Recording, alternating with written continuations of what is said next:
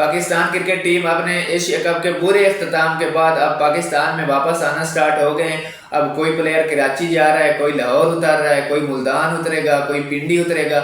उसकी वजह यह है कि जब आप हार के आते हैं तो फिर आपको इसी तरह ही आना पड़ता है।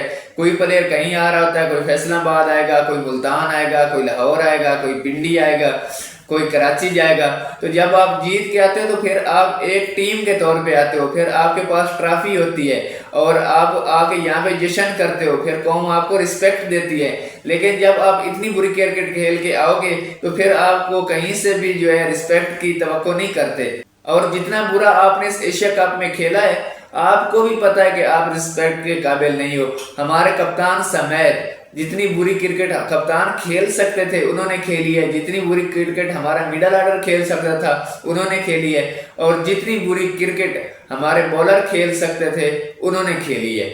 सब ने मिलकर जोर लगाया कि हम ये एशिया कप हार के इंडिया से बेइज्जत होके जाएं। भाई आप हर टीम से हार जाओ, कम से कम इंडिया की टीम से ना हारो। और आप इंडिया की टीम से 3-0 से हार के आ गए। आपने 14 वाला भी मैच हारा है, आपने 21 वाला मैच भी हारा है। फिर फाइनल में हमें तवक्को थी कि चलो हम पिछली दोनों हार का बदला लेंगे, लेकिन फाइनल में भी पहले 10 ओवर अच्छे खेलने के बावजूद वहां पे भी आपने गंदा खेला। आपने आखिरी 10 ओवर बुरी बैटिंग की, गंदी बैटिंग की, और फिर जब आप बॉलिंग में आए स्टार्ट में आपने बहुत अच्छी बॉलिंग की है और इंडिया जैसी टीम को ऊपर से टॉप ऑर्डर को आपने आउट तो कर लिया, लेकिन फिर बुरी फील्डिंग की वजह से एक कैच छोड़ दिया, एक हारिस रऊफ ने रन आउट छोड़ा, फिर आपने उनका कमबैक करवाया और एंड पे 5 ओवर में आप 55 रन डिफेंड नहीं कर सके और ये मैच आपने हरवा दिया। सिर्फ मैच ही नहीं हरवाया, ये ट्रॉफी हरवाई, इस कौम को हरवाया, इस कौम की बेइज्जती करवाई इंडिया से। और उसने ट्रॉफी भी हमसे नहीं ली। उन्होंने कहा भाई हमने आपसे ट्रॉफी नहीं लेनी, और ये उससे ज्यादा बेइज्जती थी हमारी। अब पाकिस्तान की टीम 10-12 दिन के वक्फे के बाद साउथ अफ्रीका के साथ होम सीरीज खेलने जा रही है, जिसमें 2 टेस्ट, 3 T20 और 3 वनडे मैचेस खेलेगी। पाकिस्तान क्रिकेट टीम अपना पहला टेस्ट मैच 12 अक्टूबर को लाहौर में खेलेगी और दूसरा टेस्ट मैच 20 तारीख को रावलपिंडी में स्टार्ट होगा। उसके बाद फिर हमारी T20 सीरीज है। पहला T20 28 अक्टूबर को रावलपिंडी में होगा और दूसरा T20 मैच हमारा जो है वो लाहौर में है, वो 31 अक्टूबर को होगा, और तीसरा T20 मैच 1 नवंबर को है, वो भी लाहौर में है। उसके बाद फिर वनडे की सीरीज है। वनडे की सीरीज फैसलाबाद क्रिकेट स्टेडियम में खेली जाएगी। 18 साल के बाद फैसलाबाद में कोई इंटरनेशनल मैच खेला जाएगा। पहला मैच 4 नवंबर को होगा फैसलाबाद में, और दूसरा वनडे मैच 6 नवंबर को फैसलाबाद में होगा, और तीसरा मैच 8 नवंबर को होगा फैसलाबाद में।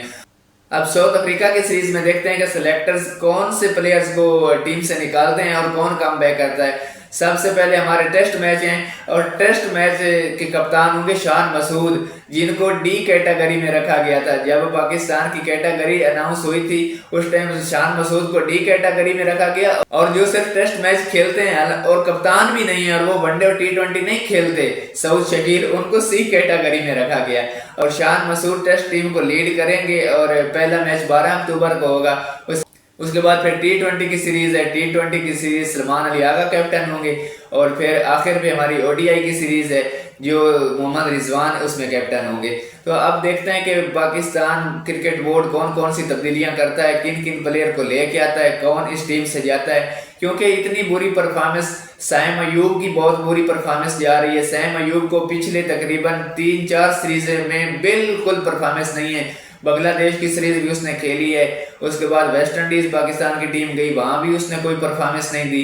फिर ट्राई नेशन सीरीज में भी 0 परफॉर्मेंस, और फिर एशिया कप में ये बंदा 4 दफा 0 पे आउट हो गया। टोटल इसके 37 रन हैं, 7 मैचों में 37 रन। उसके बाद कीपर बैट्समैन मोहम्मद हारिस, उनकी भी परफॉर्मेंस 0 है। वो भी ना बांग्लादेश में कुछ परफॉर्म कर सके थे, ना कुछ उन्होंने वेस्ट इंडीज में परफॉर्म किया है, और ना ही उन्होंने ट्राई नेशन सीरीज में परफॉर्म किया है, और एशिया कप में तो हमें तवक्को ही नहीं थी उनसे। और सलमान अली का वो तो अब खुद कैप्टन है T20 के, और वो क्या परफॉर्मेंस दिखाते हैं इस साउथ अफ्रीका की सीरीज में वो भी थोड़े दिनों में पता चल जाएगा। लेकिन एशिया कप में और ट्राई नेशन सीरीज में उनकी भी परफॉर्मेंस ना होने के बराबर है। कोई ऐसा मैच नहीं जिसमें वो जिम्मेदारी कबूल करते और वो कहते कि मैं आपको लीड करता हूँ, मैं मैच को आगे लेके जाता हूँ, मैं जिम्मेदारी कबूल करता हूँ और मैं इसमें आपको परफॉर्म करके दिखाता हूँ। लेकिन टीम घसीट घुसूट के लाई तो सही उनको फाइनल में, और फाइनल में भी जो उन्होंने बुरी शॉट खेल के कैच दिया इंडिया को और मैच थाली में रख के उनको दिया और उनका कमबैक करवाया, तो फिर पाकिस्तान की टीम को ये एशिया कप भी न जितवा सके और बेइज्जत भी करवाया पूरे इस वर्ल्ड में और मजाक भी बनवाया अपनी टीम का। इस बेइज्जती की वजह ये नहीं है कि सलमान अली आगा बुरा खेला है, इस बेइज्जती की वजह पीछे सिलेक्शन कमेटियां होती हैं जो ऐसे प्लेयर को आगे लेके आती हैं जिनकी अपनी परफॉर्मेंस नहीं होती। हालांकि सलमान अली आगा T20 के प्लेयर नहीं थे और डायरेक्ट ही आगे उनको कैप्टन बना दिया, तो फिर उनसे यही परफॉर्मेंस की तवक्को होती है ना।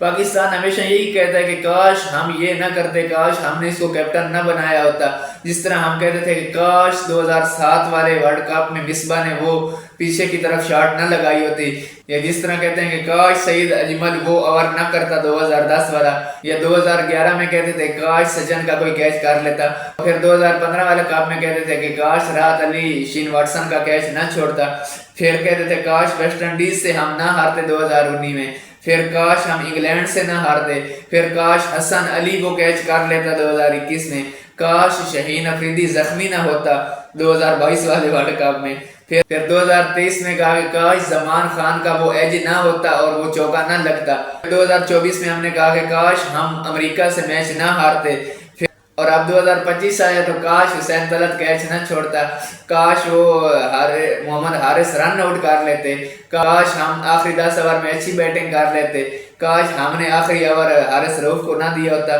तो ये काश हमारी हमेशा से चलती आ रही है। उसकी वजह पीछे सिर्फ प्लेयर नहीं होते, उसकी वजह सिलेक्शन कमेटी भी होती है, उसकी वजह कोचेस भी होते हैं, उसकी वजह हमारी मैनेजमेंट भी होती है, और उसकी वजह हमारे चेयरमैन पीसीबी भी होते हैं। क्योंकि चेयरमैन पीसीबी उनको खुद क्रिकेट का नहीं पता, वो खुद कहते हैं कि मुझे क्रिकेट के मुताल्लिक कुछ नहीं पता, और उनको हमने चेयरमैन लगा दिया और उन्होंने आते ही पहले कप्तान बदल दिया, इंशाफ अफरीदी को उन्होंने आते ही बदल दिया। उन्होंने कहा जी ये मुझे नहीं पसंद है, और इतने गलत फैसले किए कि 1.5 साल में उन्होंने 4-5 कप्तान बदले, फिर सिलेक्टर बदले, फिर कमेटियां बदली, फिर कोचेस बदले। जब आप इतनी ज्यादा तब्दीलियां कर दो और आप खुद को बदलने की कोशिश ना करो तो फिर ये सारी कुछ हार, ये बेइज्जती, ये सारा कुछ पाकिस्तान टीम का मुकद्दर बनती है। बेइज्जती होती है पाकिस्तान कौम की होती है, बेइज्जती होती है इस कंट्री की होती है, लेकिन फैसले किसके गलत होते हैं? जो ऊपर बैठे होते हैं, चेयरमैन के फैसले होते हैं, या चेयरमैन को लाने वालों के भी फैसले होते हैं।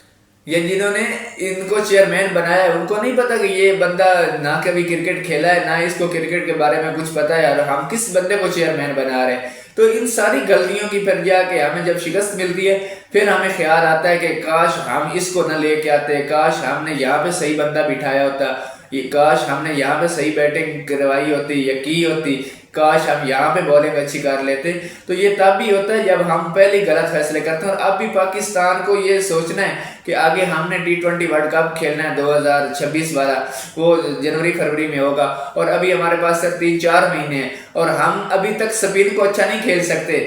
अब जो हमारी मौजूदा टीम है इसमें ना सलमान अली आगा स्पिन को खेल सकता है, ना मोहम्मद हारिस स्पिन को अच्छा खेल सकता है, ना सैम अयूब स्पिन को अच्छा खेल सकता है, और ना हसन नवाज स्पिन को अच्छा खेल सकता है। और यही हमारी बैटिंग है। फखर जमान स्पिन को अच्छा खेल लेते हैं, साहबजादा फरहान भी अच्छा खेल लेते हैं, लेकिन वो जब आपको अच्छा स्टार्ट दे भी दें तो मिडिल ऑर्डर में आपकी सारी बैटिंग जीरो पे जाने वाली होगी, तो फिर कौन आपको मैच जितवा के देगा। अभी भी आपको स्पिन पे काम करने की जरूरत है, क्योंकि T20 वर्ल्ड कप 2026 वाला वो श्रीलंका में है और वो स्पिन की पीछे है। तो वहां पे भी आपको समझ आ जाएगी, यहाँ पे तो सिर्फ एक बड़ी टीम थी ना इंडिया, और इंडिया से हम 3-0 से हार के आ गए, और वहां पे ऑस्ट्रेलिया भी होगा, वहां पे साउथ अफ्रीका की टीम भी होगी, वहां पे इंग्लैंड की टीम भी होगी जिसने T20 में 300 रन मार दिया साउथ अफ्रीका को, वहां पे न्यूजीलैंड की टीम भी होगी, और वहां पे पता चलेगा कि आप क्या करते हो। सलमान अली आगा ने परसों प्रेस कॉन्फ्रेंस में कहा है कि हम ये एशिया कप हार गए हैं, कोई बुरी बात नहीं है, हमारी नजरें T20 वर्ल्ड कप पे। भाई आप T20 वर्ल्ड कप में क्या जीतोगे? आप तो एशिया कप में एक बड़ी टीम थी सिर्फ इंडिया की, और उससे आप 3-0 से हार गए हो, एक मैच नहीं आप जीत सके, और वहां पे तो आपसे ऊपर 6 टीमें बड़ी होंगी, आप किस से जीतोगे? और इस परफॉर्मेंस की बुनियाद पे आप जीत भी नहीं सकते जब आपको स्पिन खेलनी नहीं आ रही आपको पता ही नहीं है कि किस स्पिनर को हमने स्वीप नहीं लगानी, किस स्पिनर के अगेंस्ट हमने पिच से बाहर नहीं निकलना, हमने क्रीज से आगे बढ़ के शॉट नहीं मारनी, और कहाँ पे हमने गैप शॉट लगानी है, किस जगह पे हमने सिंगल डबल रन आगे तोड़ने और कहाँ पे जाके हमने शॉटें लगानी है और टारगेट देना है। अच्छा, तो फिर आप यही कुछ करोगे जो हम, तो फिर यही तवक्कुआत आपसे होंगी जो आपने एशिया कप में करके दिखाया है। इसलिए अभी भी टाइम है सेलेक्टर के पास, अभी भी टाइम है चेयरमैन पीसीबी के पास कि अभी आपके पास 4-5 महीने हैं, इनको स्पिन के खिलाफ अच्छा खेलने की ट्रेनिंग करवाएं और वो कोचेस हायर करें जो इनकी अच्छी ट्रेनिंग कर सके और उन सेलेक्टर्स को लेके आए जो अच्छी टीम सेलेक्ट कर सके कंडीशन के हिसाब से। हालांकि फाइनल वाली मैच में भी आपने हसन नवाज को खिलाया होता हुसैन तला की जगह तो शायद रिजल्ट कुछ और होते, लेकिन ये शायद हम कहां तक चलें जब हमने अपनी अना की बुनियाद पर फैसले करने तो फिर यही हार ही हमारे मुकद्दर बनती है।